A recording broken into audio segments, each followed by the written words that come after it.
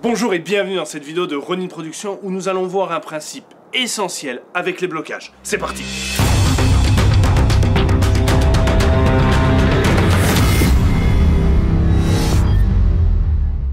Avant de commencer les explications, ce que vous voyez là, c'est volontaire.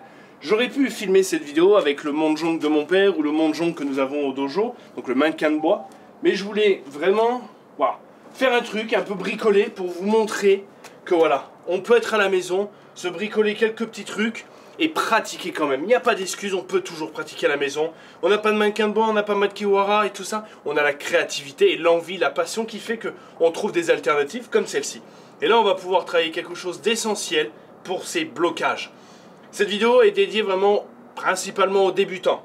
On se rappelle, en japonais, blocage, uke ne veut pas dire blocage, mais réceptionner, ukelu, okemi. Voilà, c'est de ça que ça vient. Donc, déjà, il y a une notion différente entre bloquer et réceptionner. C'est pas pareil.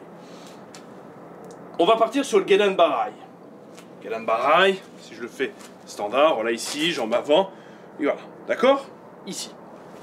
Si, quand on est débutant, on a tendance des fois à avoir ceci comme blocage. Voilà.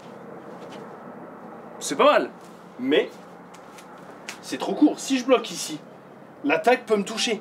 Il faut que j'ai de la marge, de l'ouverture, on ne sait pas. Quand ça avance, on va dire, faut pas faire confiance à sa perception, à ses yeux, à la longueur. On peut être vite erroné. Donc, vaut mieux être méfiant. Donc, faut de la distance entre notre blocage et, on va dire, notre corps. Faut qu'il y ait une distance.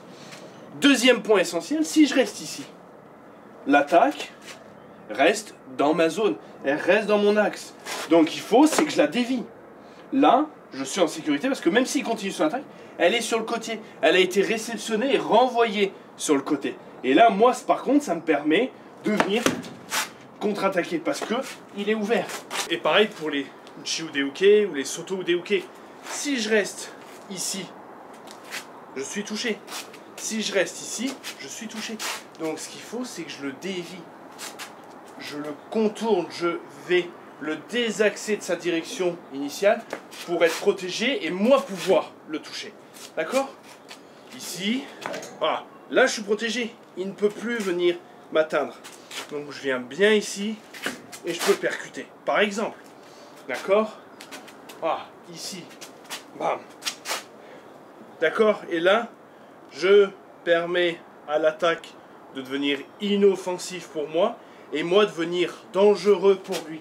C'est ça un blocage, c'est ça ok. C'est d'être protégé et d'être dangereux pour lui. Donc, si pareil pour le Gedan Barai, si je suis trop court, l'attaque peut me toucher. Si je dévie pas assez, l'attaque peut me toucher. Donc, je dois venir ici et avoir une protection pour pouvoir, s'il faut, toucher. D'accord? C'est une notion assez simple, mais c'est des fois intéressant de s'en rappeler quand on n'a pas de partenaire, de venir se rappeler. Ah mince, je suis pas assez sorti. Là, ok. Là, je suis bon. Là, je suis bon. Là, je suis bon. Ok? Et là, je peux venir. Vous avez vu, hein, c'est vraiment du petit bricolage, mais c'est voulu.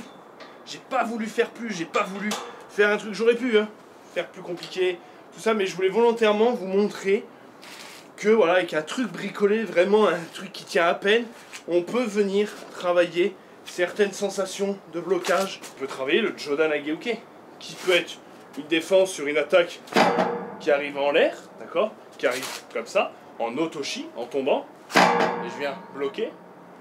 Ou alors, une attaque niveau Chudan, que je remonte pour avoir une ouverture. D'accord? C'est ça qui est intéressant avec le Jodan Ageuke, c'est le message qu'il y a derrière.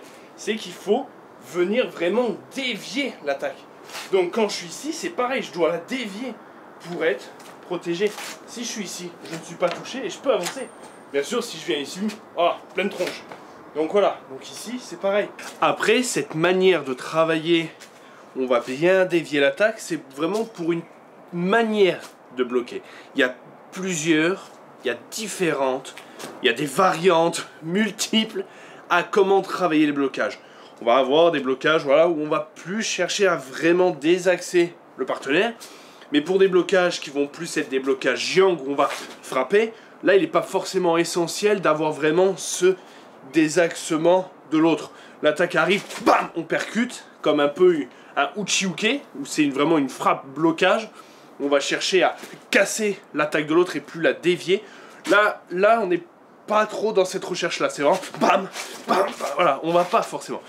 Mais dans une manière de travailler les blocages, il est vraiment intéressant d'aller chercher ce désaxement ici, ici, ici, où on va bien chercher à dévier l'attaque de l'autre.